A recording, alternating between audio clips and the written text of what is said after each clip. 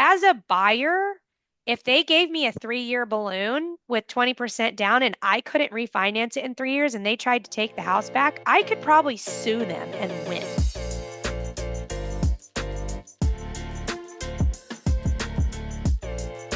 This is something that me and my team utilize. This is a little bit different than what you're doing, Kang. Actually, Kang, how do you get your agent lists? How do you get those? I am very selective with my agents, so like I only get on Facebook and Instagram. Basically, I look for their information and their ad to see if they are active. Because if they active, mean they are serious about their business. I Okay, also baby. go on. I also get on Zillow and Redfin, Mm-hmm. but it seems like a lot of them are not very, very, very active. Okay. Like a lot, I call a lot of them, and they say they Yeah. don't have any Well, and inventory. that's actually one of the reasons why I really like to go the on-market route is because you know that these agents actually have listings, right? So even if you're not going to go for that property, you at least know that this agent has listings, is active, and you can start talking to them. So I'm going to share my screen because I've already kind of pulled up. So last week we talked about how to go into PropStream. I use PropStream. I know that there's other avenues. There's Privy. There is batch leads. I use PropStream. If you're interested in PropStream, you can shoot me a message. I can give you a link to sign up. I have like a discounted link, and you can sign up. I love PropStream. I just feel like it's super easy to use, and it's got good data. So here's what I did. I pulled Jacksonville, Florida. So I went in and I typed in Jacksonville, Florida right here. So we already did this last week. And I did put the recording inside of my school. So if you're interested in diving into that some more, then you can. But I put in here Jacksonville, Florida, and we'll update this list all the time, right? So like this list can change at any minute. You see that in Jacksonville, there's 7,541 listings. So then why are there 10,000 properties over here? That's weird. So if I click here, 7,541 listings. Okay. So here are all the on-market listings that you can see here. So like even if I looked up 8529 Burke Hall, tell me, can you see this Zillow? Can you see that I'm pulling up Zillow? Can you see the Zillow? Yes. Yes. Okay, great.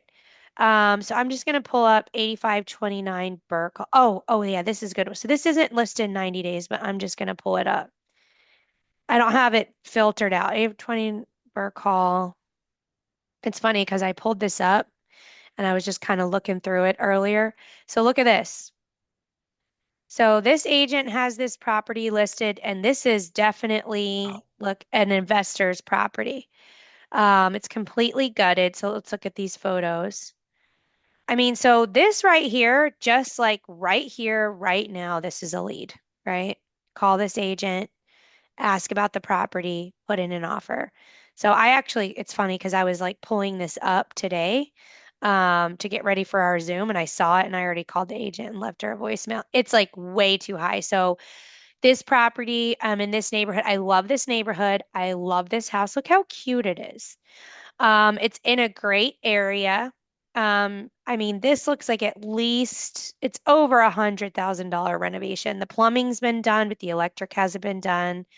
The roof is 2013, which tells me that it needs a new roof. Does have new windows, so maybe that's something. But how cool is this? Like I just pulled this up. This is listed. I don't even know. Let's see how long it's been listed for. It's only been listed 7 days. It is too high. I see that like the last person that bought it way too high because ARV on this is 350, maybe 375, but in this neighborhood, affordability is in the threes, low threes. So 350, I think, is like the high end for this neighborhood.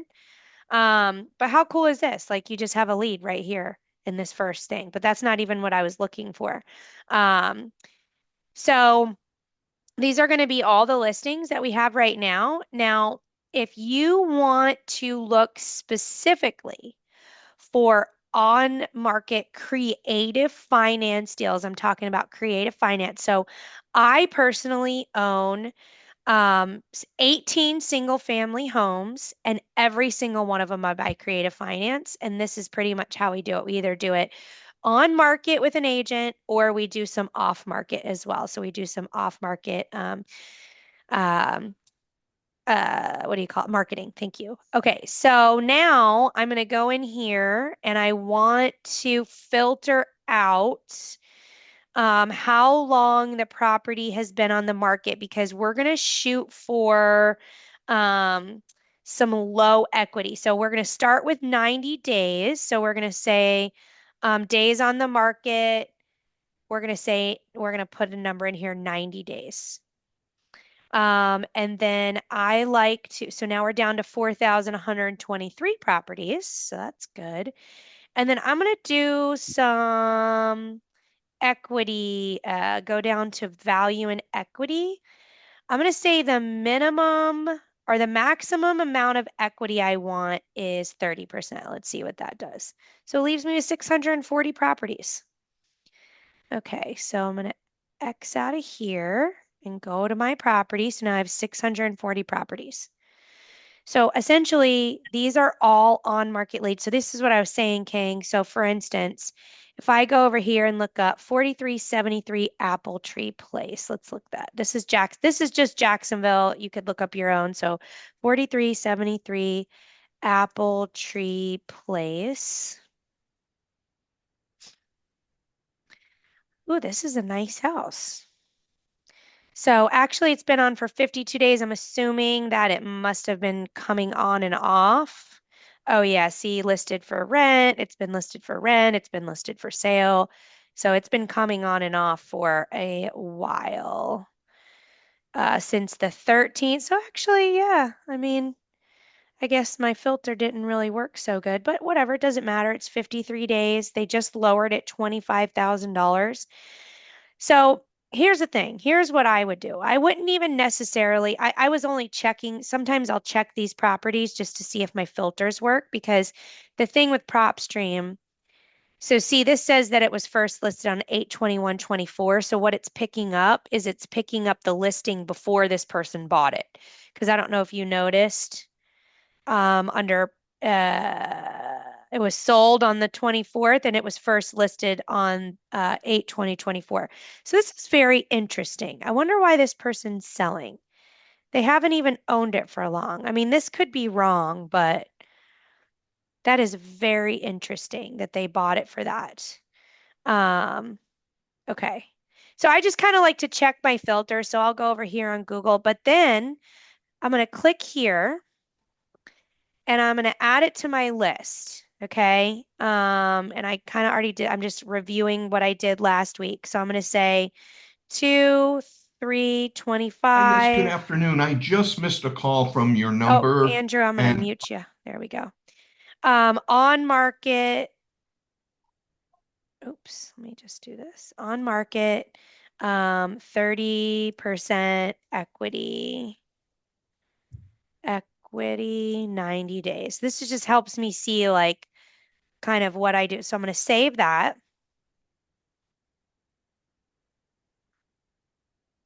So you get up to 10,000 records per month with PropStream, which is so great.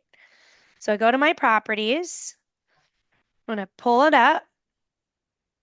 And what I'm going to do is I'm going to actually go to settings, right? Because I am going to pull all these leads off of PropStream and I'm going to start calling the agent. So there's a lot that I don't need here, right? So the address, I don't really care about the number, but we want the city, state, zip. I don't need the county. So I unclick all of these things. I usually leave the owner's first name just because, but I don't need any of this stuff in my spreadsheet. So I'm just going to clean all this up. So I unclick pretty much everything besides the address. I unclick the property characteristics. I actually don't even need any of this stuff, right? Because what I'm doing here is I'm calling the agent on the listing, but I'm actually calling because not just the listing, but any other properties and to build a relationship, right? So I want to go through here. I'm going to go ahead and unclick all of this stuff. Don't need any of this because if I kept all this on when you open your spreadsheet, you're going to have like 75 columns.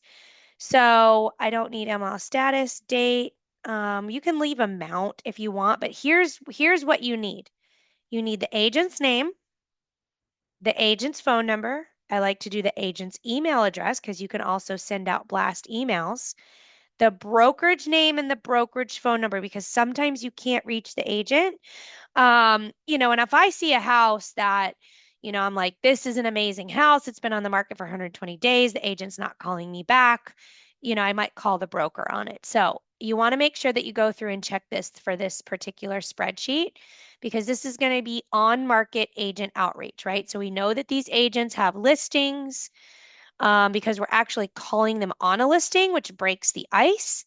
And then we can start talking to them about other properties. Okay, so apply and save. And then we're going to export.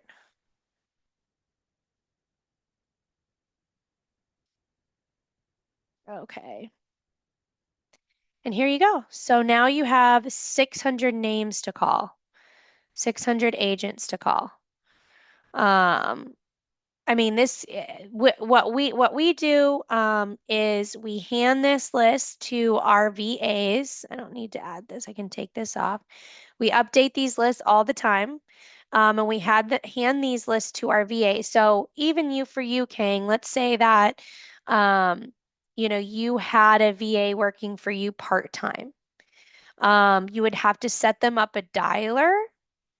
But we have our VAs call the agents and set appointments for us, right? Say that they're interested and we have scripts for our agent or for our VAs. They call and they set. Now, if you're calling there's nothing like calling it yourself, right? Like calling it yourself is the best. But if you have a job or you're extremely busy and you don't have the time to call or you're scaling and you want to teach other people to call, another thing that I do is I'll give these lists to new people and I'll have them call and they can practice, right? So if you have like Dave, let's say you said Jessica, like just call all these people and you'll get paid on any lead that comes through, right? Or whoever you have on your team, Dave, that you don't have time to call these agents. Like you're insanely busy, you're working your projects, like you don't have time to call. You could easily get into PropStream, pull these lists once a month, give somebody 700 names and have them call and set appointments and start building relationships with agents. Um, the other thing that you want to do, so when you call, so let's just say this Shellcracker Road. Oh, that's interesting. It says non-MLS, whatever that means. Let's go down here to these. So these all kind of look like some of these don't have agents, don't even have brokerages. So I would say they're probably not. So we would kind of like filter through this, get out all the empties. So let's see, Laura Nickmeyer. Okay, she's listed 8550 Touchton Road. The other thing I like to do is I like to sort this. Yeah, we can do your cards and we got to do your shirt for tomorrow, but I'm on a call till 4:30. Yes. Yep, we're going to do that. I actually like to also sort it by the agent so you can see how many listings they have at one time. Let's see if I do. They like updated this. Now I don't remember how to do it. Formula sort. I also don't always do this. Anyways, I like to sort it by agent so that you can see how many listings they have. So let's just say, let's go down here to Christopher or Anthony Safakis, right? He's got 1834 Arcadia Place. So let's say so this is a 407 number, which tells me that he's very possibly doesn't even live in Jacksonville, which is also why I like to get the brokerage, because if he's not answering my calls, then I can call the brokerage. But I'll call Anthony, and I start the conversation with his listing. That's what makes it super easy, right? So you right then and there You break the ice by saying, "Hey, I was calling about your listing at 1834 Arcadia Place. I'm very interested. I'm an investor. I see that it's been listed for, and you can kind of look it up if you want to, but I see it's been listed for a while. Just wanted to see what was going on with that property." Now, some agents are going to go launch into, "Oh, blah, blah, blah, blah, blah, blah," and they're going to be real friendly. And then some agents are going to be like, "What? Yeah. Mm-hmm. What do you need to know?" Like just total assholes, which is fine. Like it's the same thing when you're talking to sellers, right? And so really what you're looking for are the ones that are interested in creative finance, right? So, hey, I work with some investors that are interested in purchasing these properties, but we mostly purchase them through seller finance or some sort of creative finance. Is that something that your seller would be interested in? And if this seller isn't interested in it, are you interested, right? This is a way that you can kind of crack the ice with agents to find out who is interested in learning more about creative finance and who's basically like, that shit's illegal. Like you can just totally cross them off your list, right? So you have basically this, I just pulled 600, right? So I can hand this list to somebody on my team and I can get them calling these people and trying to set these appointments, right? I give them a script. So I have to find my script. I couldn't find it earlier. It's in our drive, and there's like a million things. I'm obviously not the integrator of our team, and so I can't always find things when I need to. But so the script, we'll give them the script, and it's really just we're trying to build a relationship, trying to find these agents that want to work with us. And also, we want to start making offers on some of these properties. So you actually get to kill two birds with one stone.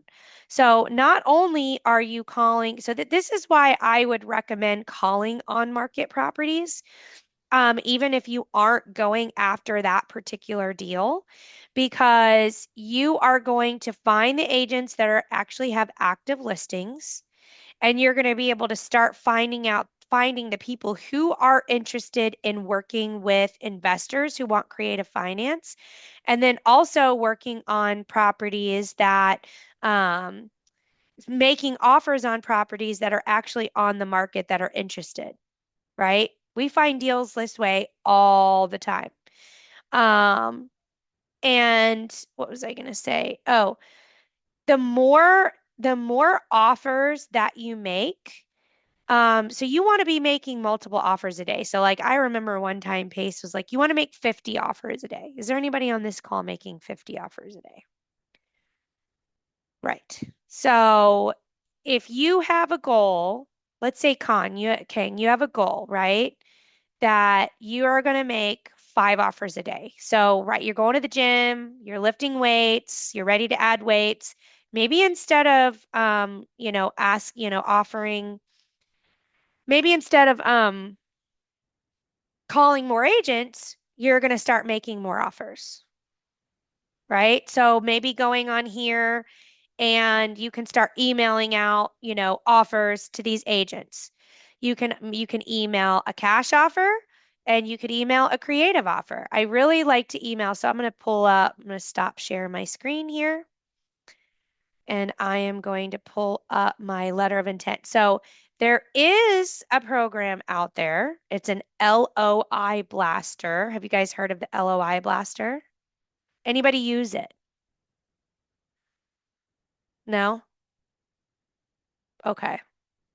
I don't use it either. I just haven't gotten into it. I like to use what I call it the MLS offer system.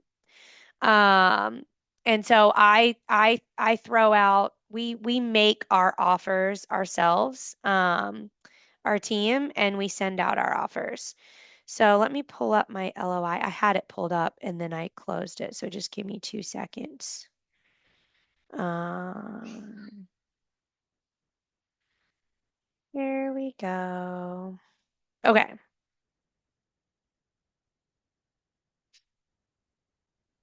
So this is a letter of intent. I don't really like to send out blind LOIs, which is the reason why we don't use the LOI blaster. Because I really like to have a conversation with the agent and kind of find out like what's going on with the property before I just send out a blind LOI. So I don't use one of those blasters. So this is one of the offers, letter of intents that we'll use. Sometimes we also just put this information in an email and shoot it out to the agent. Um, and then we just put on here like we'll put we need to know a little bit, but we'll talk about, okay, so here's your seller financing. This is how much we're going to offer you cash. So this can be something like if the agent isn't giving you much information, you can just throw out like your first you throw out like your first offer. So let's say that the purchase price was 200. Well, we want to stay within 10%. So we're going to give the seller, 20% down. We're going to talk about principal only. We always start with a 0%. And then I always, always, always give a cash offer too. And here's the good thing about doing it this way, right? Because I do a lot of creative finance deals. I love creative finance. But most of the time, people take a cash deal, right? So you have the cash deal on there and you put the creative finance deal on there, and then you end up getting a cash deal. And so that's why every single time I'm making a creative finance offer, I also make sure that I make a cash offer. Does anybody have any questions about this so far? Who's doing this right now? Hey April, would you mind sharing that like template with us? Yeah, absolutely. Thank you. Let me see. Can I get it in this? I never. Can you You show an know what you example? Can you show an example of a recent deal that you sent to see the difference between a cash offer and a creative offer? Yeah, absolutely. Hey, Connor, do you follow me on Instagram?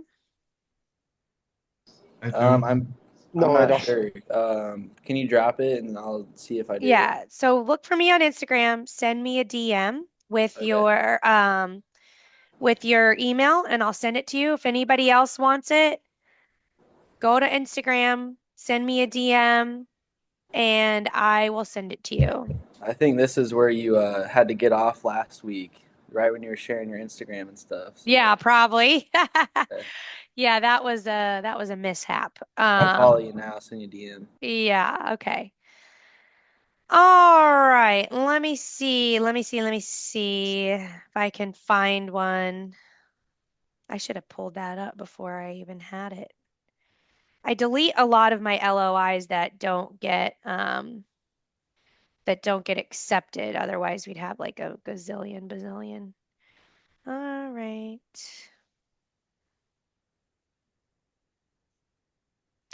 Oh, I have one. I don't have the LOI, but I have the deal.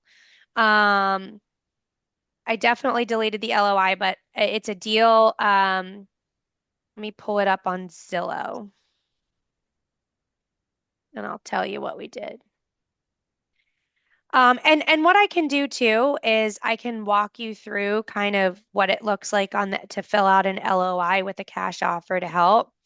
All right, so this is a deal that I bought. Um, oh look, last year. Yeah, well, it would have been last year about a month ago, but now it's not. All right, so 7/5/23. So I bought this deal, seller finance. It actually has two single family residences. So there's a little house behind this one that looks just like this. That's exactly what it looks like. They're both two, actually, the other one's a 3-1, and they're both around 1,200 square feet. Both of these properties he had partially renovated. The one was renovated, they both had new roofs. Basically, what happened was he had where how did we find this deal? I want to say that we found it through a mailer, like he had called in. and he wanted to sell it for 300,000, right? So when you go in and you look at the ARV in this area, these two single family homes, I mean, there's just no way that anyone could pay 300,000 for it. It wouldn't get appraised. This is over by 101st, 103rd Glen, if you know where it is. And so our cash offer actually would have been like under 200 is where we were at in order to make this work. Now, both of these are rented, one for 1,300, one for 1,100. And so that's some pretty good cash flow on those two houses. It actually is a good area, but it's a weird area, right? Like this particular street is kind of like, I don't know, kind of starts to get a little sketchy over here. Whereas like you literally like a half a mile the other way, you go over a bridge and it's a nice area, right? This is kind of what's called Ortega, kind of a weird spot. So our cash offer was under that. And so what we did is we said, however, we could offer you the 300,000 if you would seller finance the deal. And so what we did is we structured a seller finance deal where I want to say we gave him $20,000 down. So 300,000. So that's less than 10%. When you're structuring a seller finance deal, you really want to try to stay under the 10%. The biggest reason why is because if it's over that, you can go get your own financing. And so I always try to explain to people, like explain to sellers or agents, we're staying under the 10% because otherwise we could go get our own financing and we would buy this at a discount, right? So the benefit is the seller gets the higher purchase price, so they're going to make more money on this deal over time, right? But the benefit to me is that I'm getting the lower entry fee. So I think what we did $20,000 down. And our payment, I want to say our payment, we structured a payment for 50, it's a 15-year balloon. We pay $1,100 a month to the seller. I believe there's like, we did like I want to say a 2.75. I don't know. He was weird. He just like threw something out, percent interest rate, which I was totally fine with, only because we put a lot of his interest inside of the purchase price. So I tried to go in and say, "Hey, we're giving you the full 300,000. This property today is only worth right or hovering around the 200,000 mark as a cash. So your interest is really in the purchase price, but he really negotiated me. And so we ended up settling on a 2.7% purchase price. So I think our payment to the seller is $1,100 a month. But what we did is when we structured the LOI, we said, okay, we're at 195 cash. However, if you seller finance to us, we would give you $300,000 over 15 years and we'll structure it in payments. So now, I think, and then with taxes, insurance is probably around 200 a month because there's two houses, about $100 each, and then our taxes are about 300 a month. So we're all in at 1,600 a month, and we're cash flowing 2,300 a month. So this is a pretty sweet deal. Ended up being a pretty sweet deal. But for the seller, right? Like he saw that, I mean, and he had already gotten a whole bunch of cash offers. And I'm not really sure if anybody had offered him creative finance. I didn't really ask, but he was seeing what the offers were coming in at for cash. And so he knew he wasn't getting the 300. Then another benefit for him too was that he was retiring. And if he would have sold this for cash and all of a sudden made $200,000 in a year, he would have lost his health insurance. So this was actually a win-win, and it's on a 15-year balloon. So he's cash flowing $1,100 a month for the next 15 years or whenever I want to refinance, and I didn't have to go out and get a bank loan.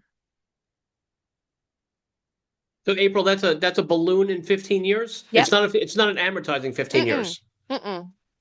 The amortization is the regular 30 year, but the balloon is 15 years. Yep.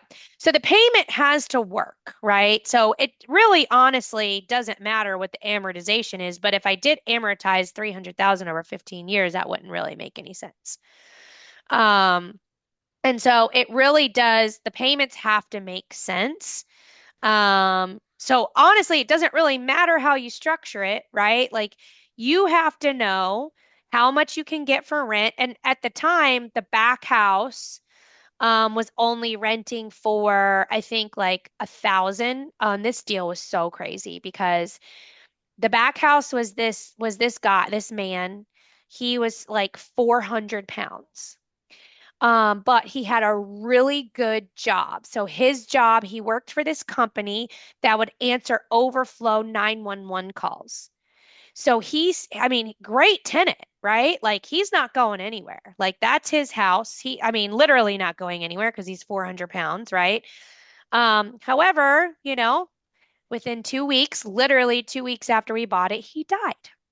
Well, that I guess is the bad thing. He was a real young guy too. It was really sad. And then his cousin decided that he was going to come and squat on the property. So that was really fun to deal with. But it actually wasn't a super long process. We got him out within 3 weeks. And the other guy was paying, I think, 900 or 1,000. I can't really remember. But we were able to clean it up and we got a new tenant in there for 1,300. So we actually got like a $400 raise.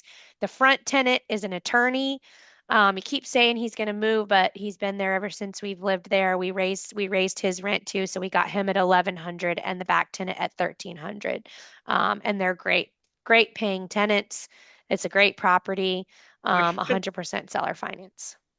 So question, April, a 15-year balloon, is the idea of a 15-year balloon that 15 years is so far in the future, we have no idea what it's going to be like in 15 years, so we just put a very long balloon to make the price very, very much agreeable to the seller? Yeah, so I would say that, okay, so I have another one in St. Augustine that's a seller finance.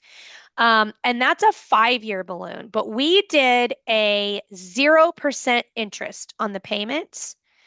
So that I was okay with doing the 5-year balloon because every single payment that we make every month is going to reduce the principal.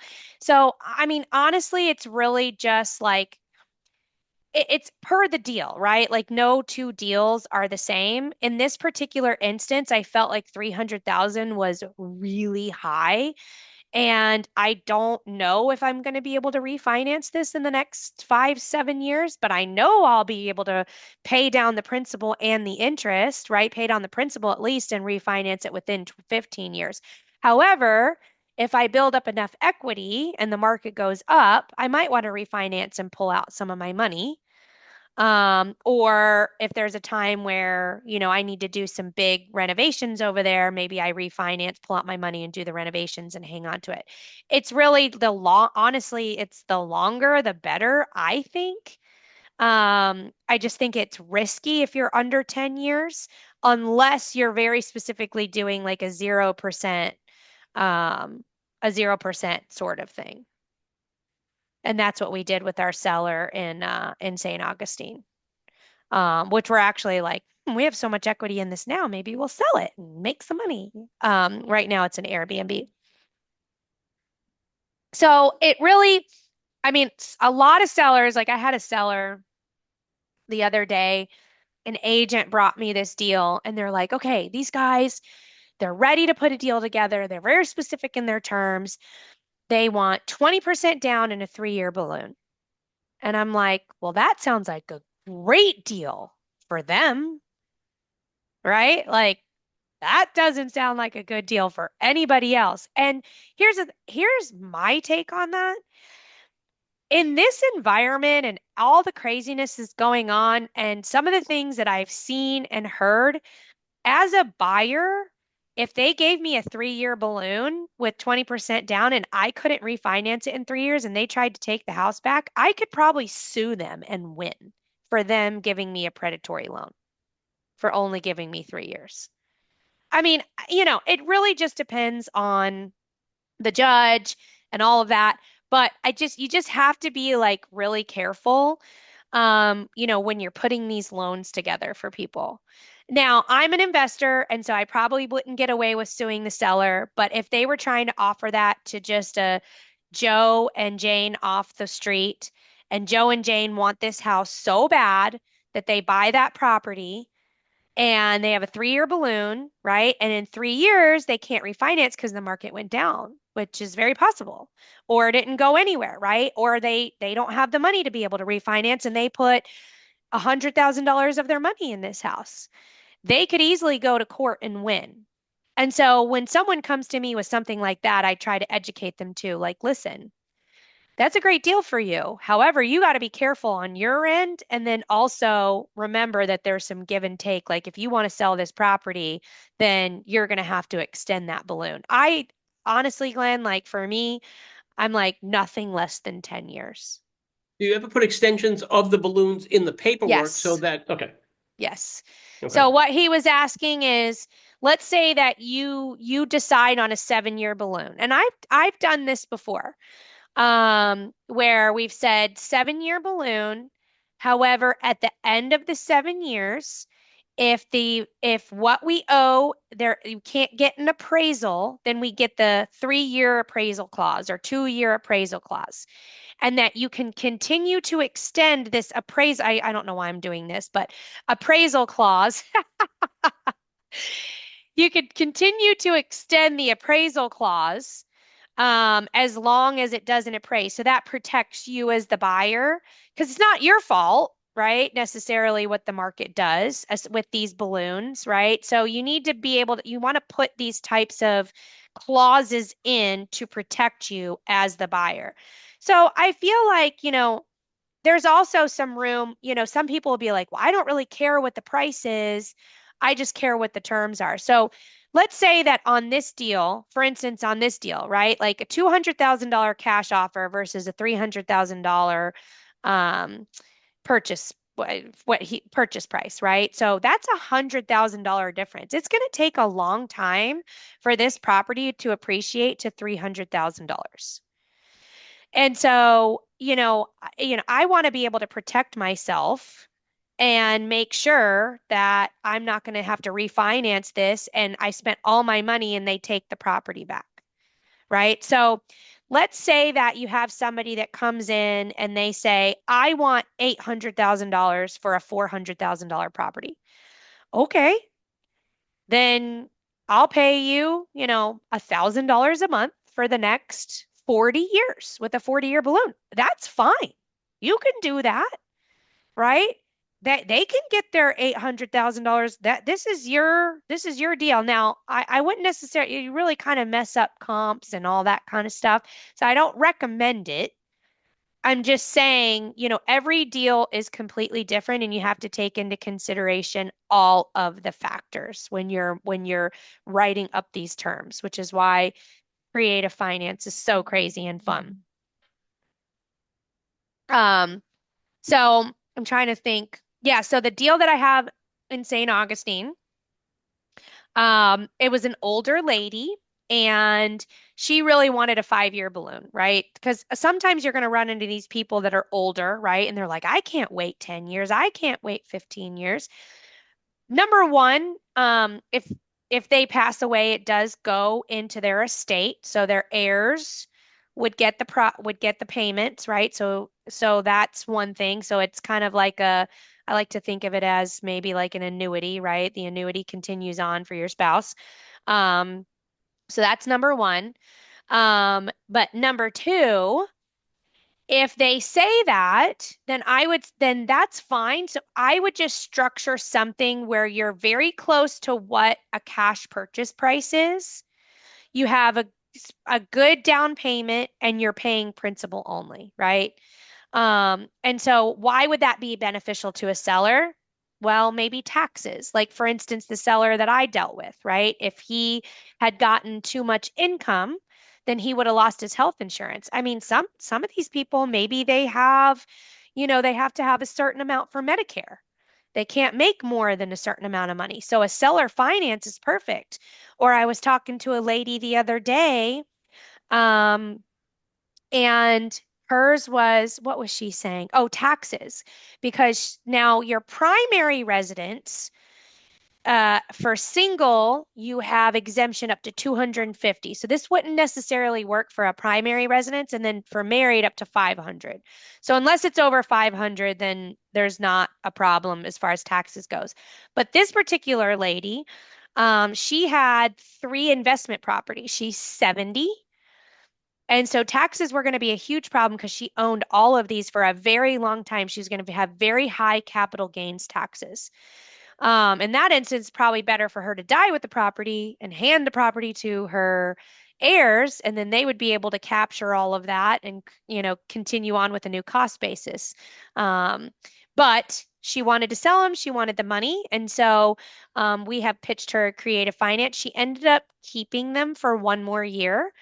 But for her, it works out because she doesn't have to pay all those taxes in one year. So people are always saying, um, you know, well, you have to claim that. No, you can claim it, right? But you only claim how much you brought in from the property. So if I gave her a $20,000 down payment and I paid her $1,000 a month, and I would say she has to claim the she has to claim the whole thing. Again, talk to a tax person, right? She only has to claim what she was paid that year, not the entire purchase price. So it definitely helps elderly with tax purposes. For instance, if they can't make a certain amount, more than a certain amount of money a year, or they'll lose their health insurance or whatever, their benefits, whatever it is. Um, so that's the thing, when you're pitching these creative finance deals, you really want to find out from the agent or even the seller exactly what the issue is. Because when you're, this is not, this is not about buying real estate. This is about solving problems. That's how you're going to get deals. If you look at it like that, you're going to get to buy the real estate and you're going to get to benefit from it. But if you look at every single one of these deals that you're talking to agents or sellers, you are solving a problem. What is the problem? You need to figure out what is the issue and what is the solution that can help solve that problem. And then there's obviously going to be a give and take as far as the negotiation goes. But every single seller finance deal that I have has a story behind it as to what the seller needed, and we were able to structure it in a way that the seller was happy, and so are we, right? The seller gets what they need, and we get what we need in order to make money on the property.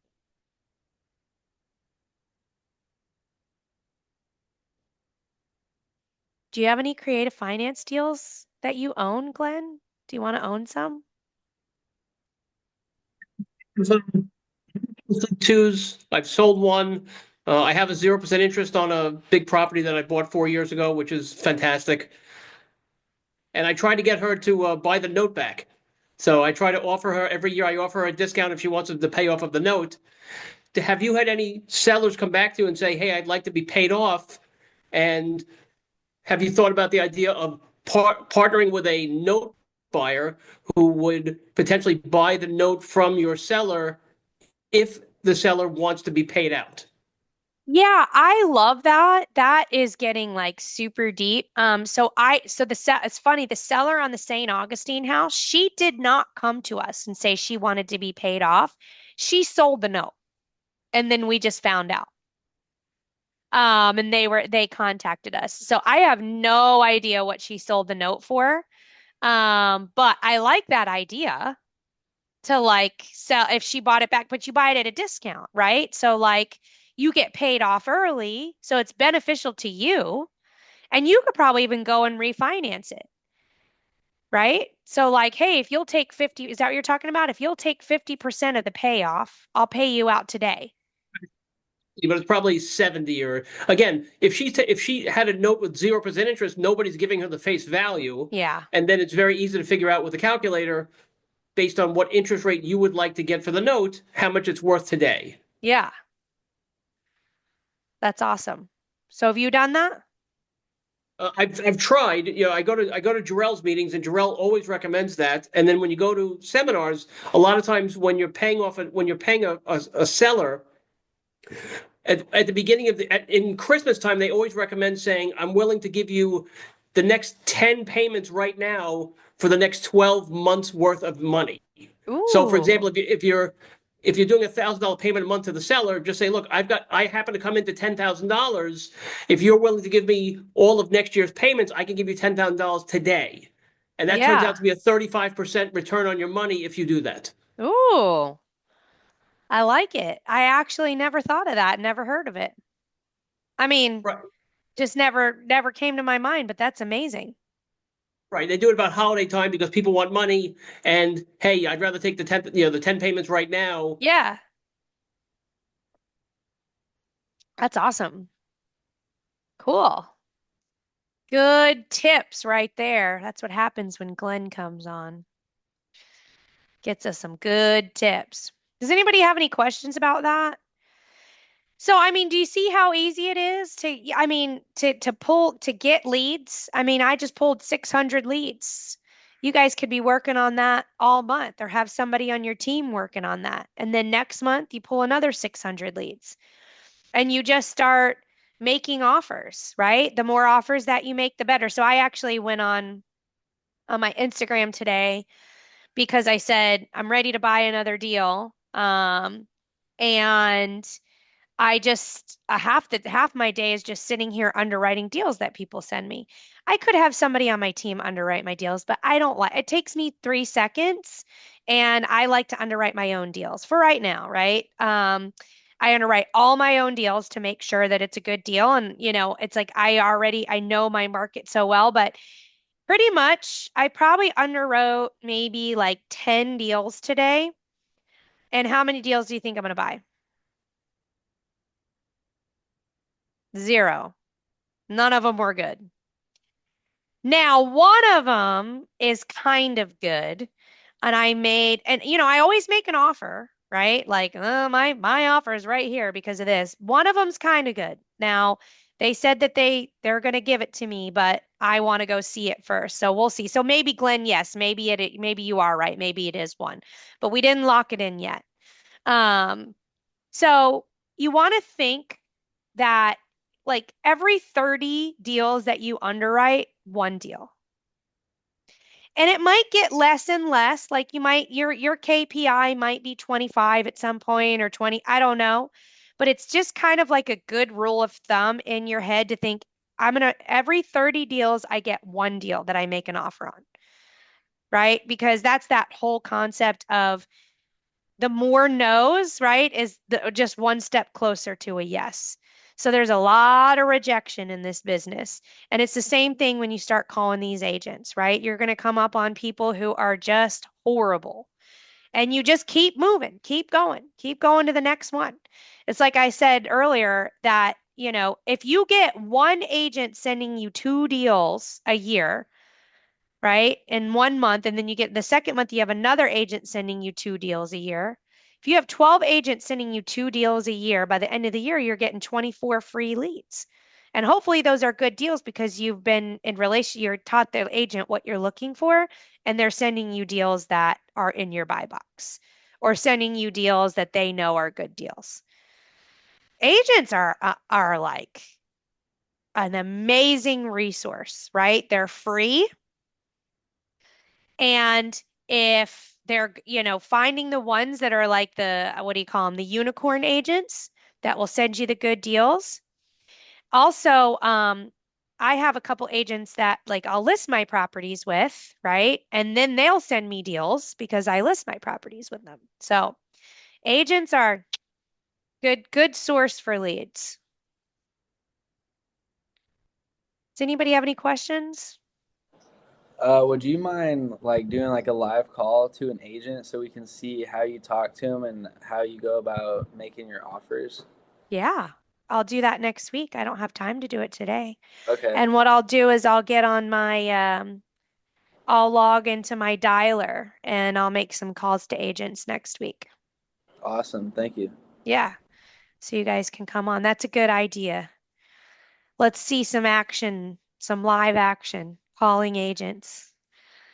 You guys all got to be on here next week then. Yeah. Hey, April. Hi. Thanks for doing this.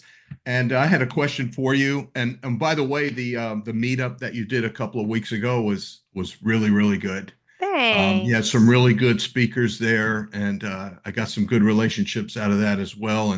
And looking forward to the next one. Yeah. So my question, April, is I want to I've done a lot of lease purchases. I've done some owner financing things, not a lot, right? Yeah. So I want to get deeper into this. And on a lot of the lease purchases that I had done in the past, a lot of times we're like a 3-year balloon on those. So my question is, do you get a lot of pushback on the 15-year or 10-year balloon structure? And if so, like, what do you tell these sellers, when you get that kind of pushback? Because it's a long time, right, for Yeah. someone to wait for their money. So I know there's something that can kind of make them feel a little bit better about it. I just don't know what that is. Yeah, it comes down to what they need that money for, right? So I want to address that first. Right. Um, you know, I you know, what I said to those people the other day about a 3-year balloon, I said, "Well, that's a great deal for you, right? Right. But for me, that's very risky, right? And you could be putting yourself in a bad situation too. Do you want a property back in 3 years that I can't refinance?"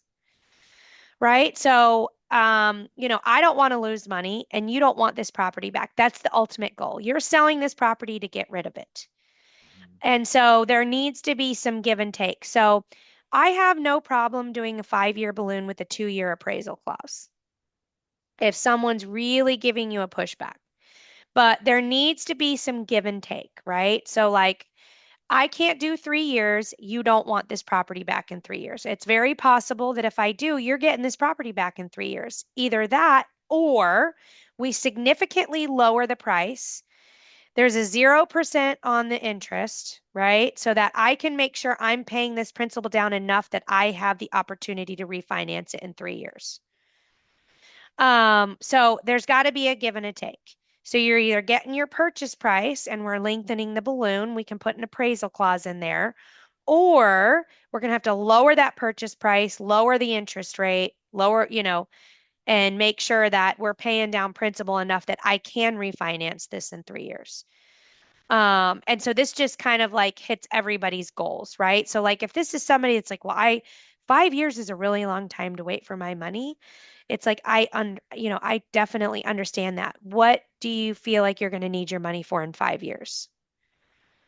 Or what makes you feel like you want 5 years? Because if you need that 5 years, I'm okay with it, but we're going to have to add extension clauses.